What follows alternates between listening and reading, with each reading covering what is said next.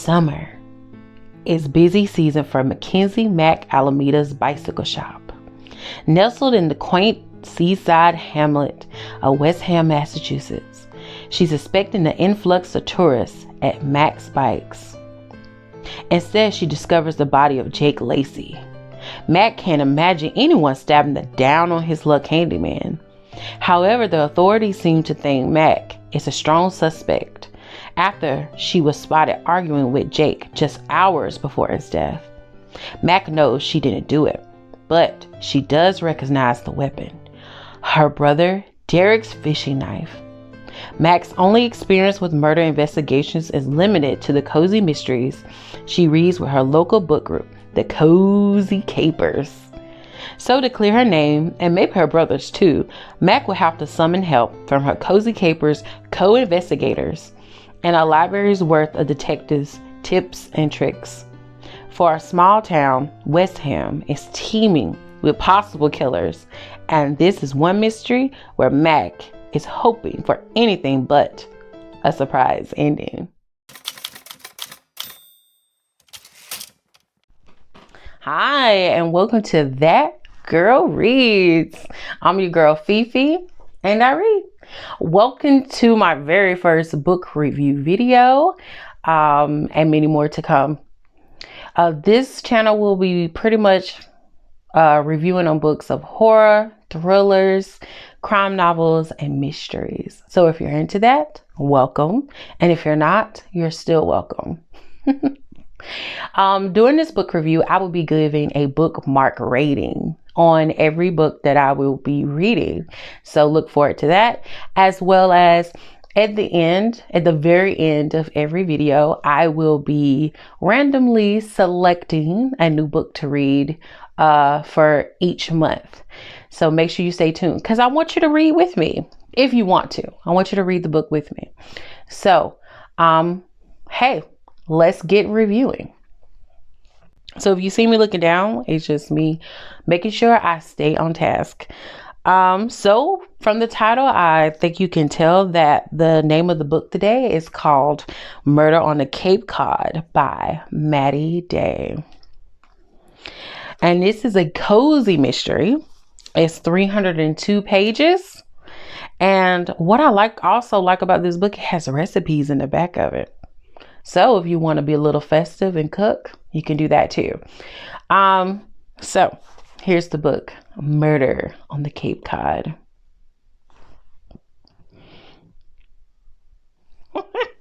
One of the first things that made me choose this book, not necessarily the synopsis, but it was actually the cover. I love the cover because it really I didn't know it was going to relate to the book so well, but it does. And it's kind of cozy looking itself. That's why I like it, because it's cozy mysteries. So it's like very cozy. It's a cozy look to it. And I really like that. You should read the book, Ellie. It's quite scandalous.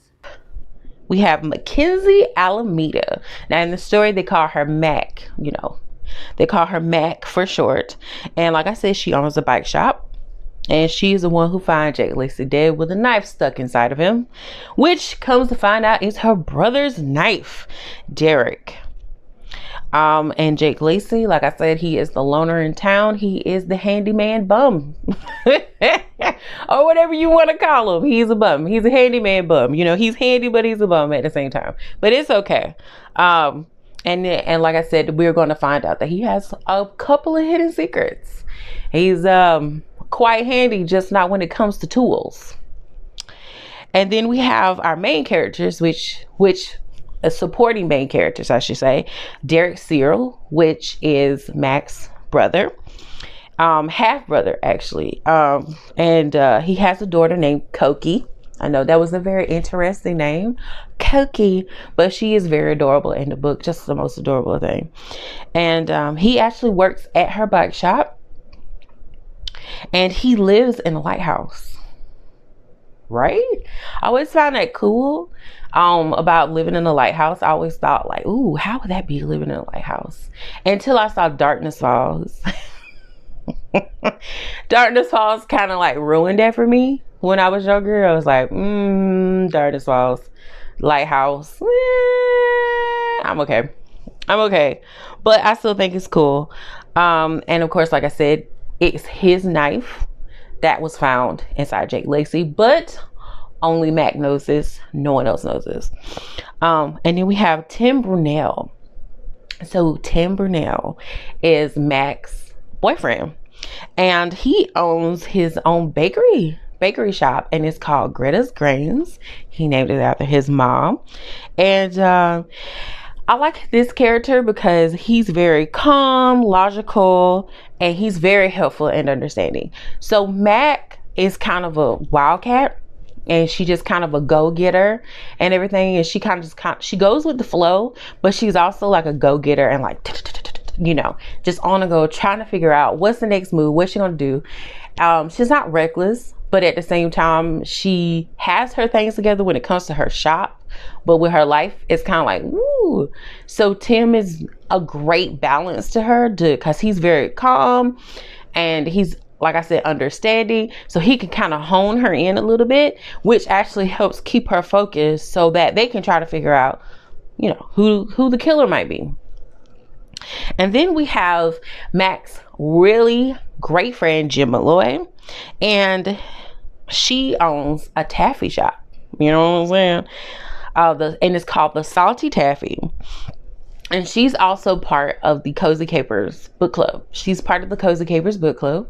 And and they go walking every single day because that's their way of like exercising and also giving a chance to talk about whatever happened during the day, all this little stuff like that. So good old Jim Malloy, shake that Laffy Taffy. So also for the supporting cast, we have, let me get out my handy dandy notebook here. We have Mac's father, who is a minister. We have Mackenzie's mother, which is Mac. She is into astrology. Now I don't know if she's an astrologist or she just likes astrology, but she's really strong into astrology. We have Koki, which is Mac's brother's daughter. And we also have Belle, which is an African gray parrot. And to be honest, a great hilarious sidekick. The parrot is funny. I really like the parrot that Maddie Day put this animal with her because it fits her personality and kind of repeats back what she says. But it's funny because the bird also has its own phrases that it says. So it adds to it lifts up the spirit of all the kind of darkness and trying to discover and figure out what's going on in the book and everything else like that. So I really like the parrot. And then of course we have Mac's grandma, and she helps out in the shop from time to time. So I really like her too. So next I'm going to be talking about the outer towners. Yes, I call them the outer towners. And they are important people in this story, or maybe they're not. But I thought that would be important to mention these characters. So first we have on our list is Billy Crump. And I love his name because he reminds me of Harry Crumb. Who's Harry Crumb? If y'all remember that movie with John Kennedy, where he was like he was like a private investigator trying to solve this case that he was hired to do. And it was just completely, hilarious. I need a hero. Yes, if you've seen it, you know what I'm talking about. So Billy Crump, he is a private investigator, but we don't know who hired him. We don't know who hired him. And we don't know why he's there. You just have to find out why he's there, but we don't know why he's there. But he's been kind of, not secretly, I would say, but kind of like stalking Mac Alameda a little bit. So then we have Catherine Deloy. I call her Miss Blazer. Because she always wear blazers in the darn story. It doesn't matter where she's at. She's always going to wear a blazer. Whether it's cold outside, whether it's super hot outside, whether it's raining outside, whatever is happening, she going to wear that blazer. But we did come to find out that she works for a real estate client in California. Then we have Mr. Weasley Farnham. And Mr. Weasley Farnham, he's a very weird, kind of quirky guy. Very weird. And he loves his tropical shirts. He stands out, man. I mean, I guess it just matches his quirky personality with the quirky shirts. But we come to find out that he is an old friend of Jake Lacey's. And he was actually in town to see Jake Lacey.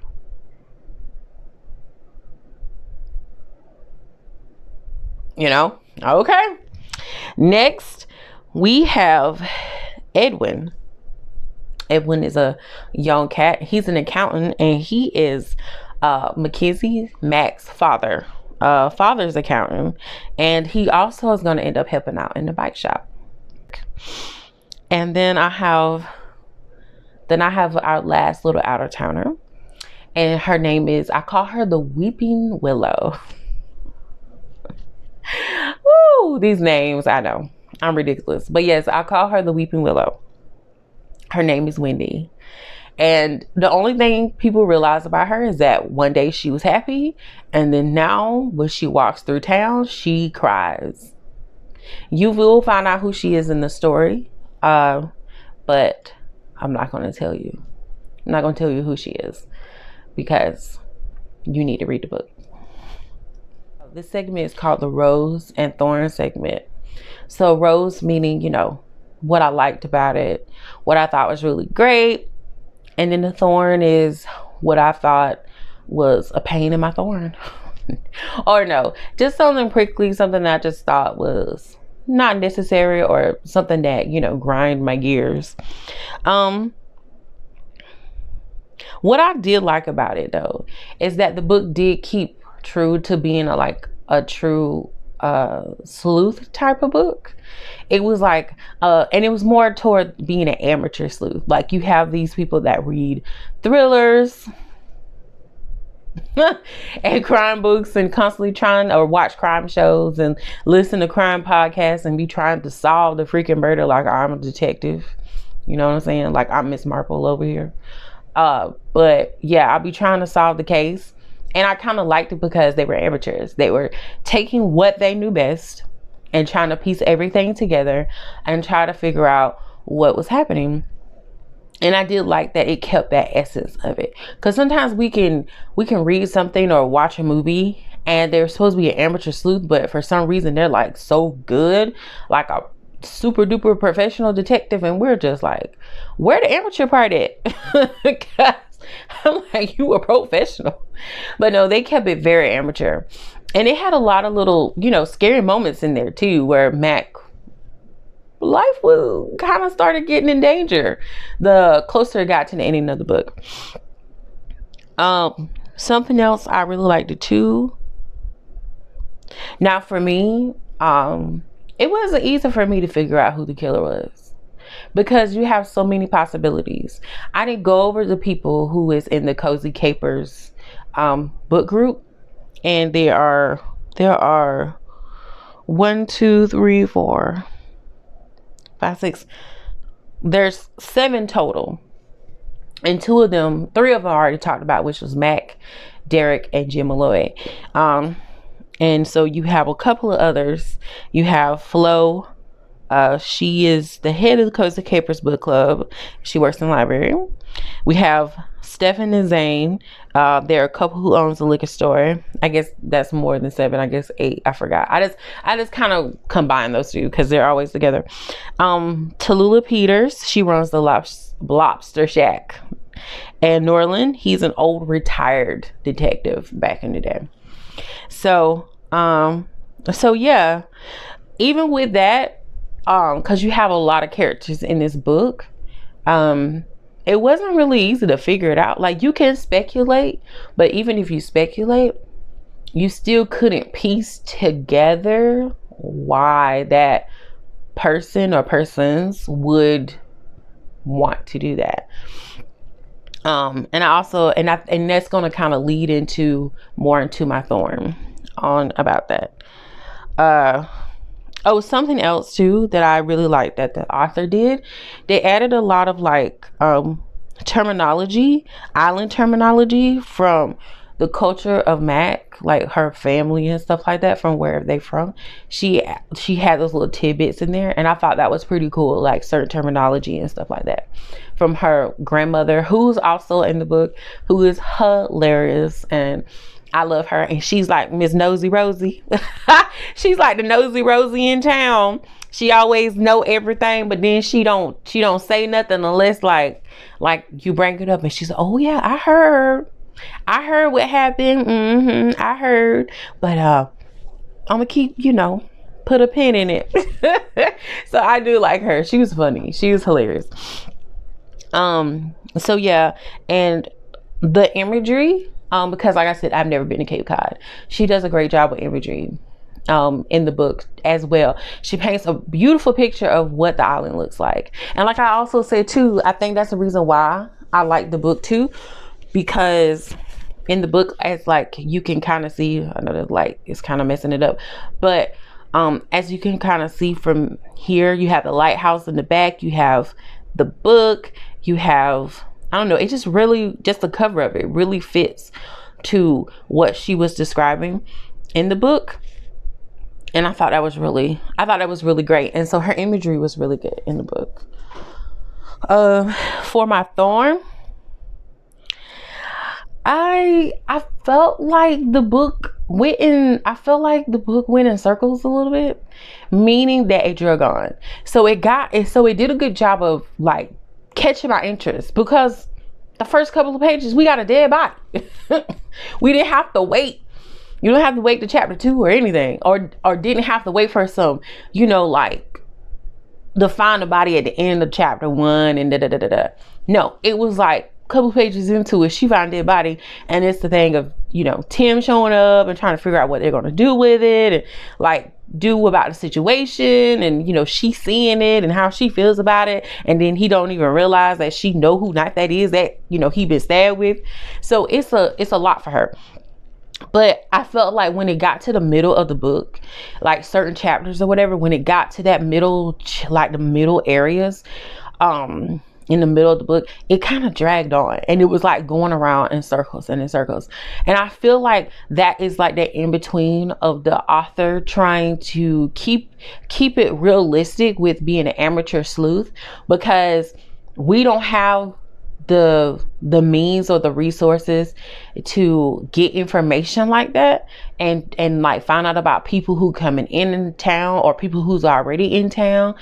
And so I feel like that's why she was doing that, was to keep it going, like keeping it real, to what you're just recurring that over and over in your head, like, oh, who could possibly do this? What makes them a good suspect? But at the same time, it was just kind of getting repetitive, and it was just going again over and over again, and it was just dragging out in the middle. And I was just like, okay, I'm ready for us to get to it. You got me in, you got the action going. We had this little action here and there, but now I'm gonna need you to quicken it up a little bit, like some quick grits. I'm gonna need you to quick it up. Come on, let's go. Yeah, just pull it up a little bit faster. And another thorn that I had with the book is the thorn that I had with the book was now this doesn't necessarily have to be with the author, it could be with editing, but that's my little thing. In the book, sometimes Mac could be talking. And Mac has a tendency, she's talking to people, but she has a tendency to talk in her head. So when she's speaking in her head, sometimes I'm thinking she's talking out loud. And I get confused, because she'll be saying stuff and I'll be like, dang, really? And then I realize she's talking in her head. Now, like I said, I don't think that has anything to do with the author, more of editing, the way they edit the book. They should have either italicized it or put quotation marks or something to let me know that Mac is talking in her head. There was none of that. And like for other people, they'll probably be like, oh, that's, whatever, that's not too bad. But when you're reading it, it kind of gives this, maybe that's what the author was trying to do, give off this weird, not weird, but like her mindset or whatever that's happening in the book. But I want to be distinguished of when she was talking to a person and when she was talking to when she was talking to a person and when she was talking in her head. I just want to have that distinguished, because personally for me, I would read and I was like, wait a minute, what's she talking about? And then she'd be talking in her head. So that was pretty much my Rose and Thorne. So now we've come to my favorite part in the segment, and that is the bookmark ratings. Yes, the bookmark ratings. But before we can do a bookmark rating, we have to know the bookmarks. And who are they? And what do they mean? So, welcome to the bookmark roll call. Roll it!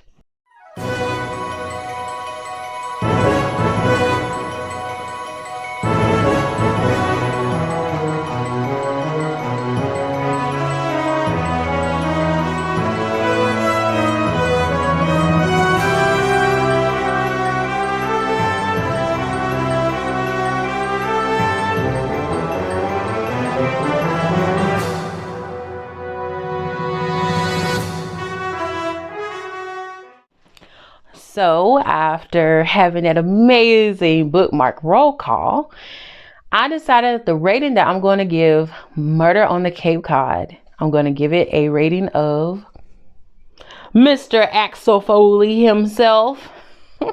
Yes, which means really, really good. I really enjoyed this book. Like I said, it had those moments where I kind of felt like it was dragging or going over the same things over and over again, which I said kind of gave part to the book being realistic in what a amateur sleuth would do, or anybody would do who is not a professional detective or an investigator. So they will go around in the same circles and the same everything, trying to find evidence to make a better understanding. But mostly why I gave it the Axel Foley rating, not only because he's a good detective, but because we were able to follow along with Mac and the rest of the club, but mostly with Mac, and found out what happens at the end of the book. Like, we don't even find out until she finds out, which I really loved about it, because I honestly couldn't figure it out. There were so many players in play, and when it comes to mysteries and murder, it could be somebody who's, a distant person you never met in your life, or it could be the person sitting right beside you that decides to murder. That's the fun thing about it, and also the scary thing about it. But that's why I gave it the Axel Foley rating. Axel Foley. Be picking the next book that I'll be reading for next month. So what I used the spin wheel. It's like a app or something. And I have random books that I have on there that I need or want to read that sounded cool to me. Like this book, I randomly picked this book. And so yeah, I put them down on the spin wheel and let's see what it randomly picks.